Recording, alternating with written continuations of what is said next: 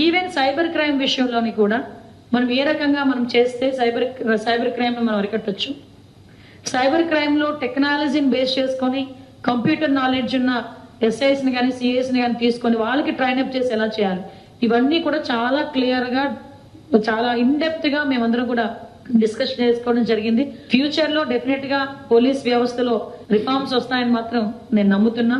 But the same time ఎక్కడైతే ముఖ్యంగా కొంతమంది అఫీషియల్స్ ఉంటారు, నేను అందరు అఫీషియల్స్ గురించి నేను మాట్లాడి ఈ రోజు నేను ప్రతి ప్లాట్ఫామ్ మీద చెప్తూనే ఉన్నా, పని చేయండి. మళ్ళా ఇంకొకటి డిపార్ట్మెంట్ తరపున గవర్నమెంట్ తరపున పోలీస్ డిపార్ట్మెంట్ వాళ్ళకి ఒకటి చెప్పా, పోలీస్ అనేసరికి అక్కడికి వెళ్తే మమ్మల్ని తిడతారనో కొడతారనో భయపడో పోలీస్ స్టేషన్కి వెళ్ళకూడదు.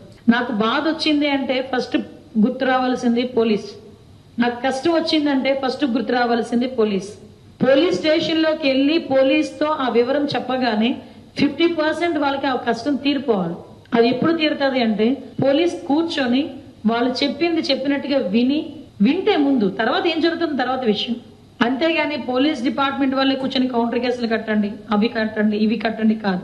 కొంచెం ఆ పోలీస్ డిపార్ట్మెంట్ వాళ్ళకి పబ్లిక్ కి మధ్యలో ఒక బాండింగ్ క్రియేట్ అవ్వాలి.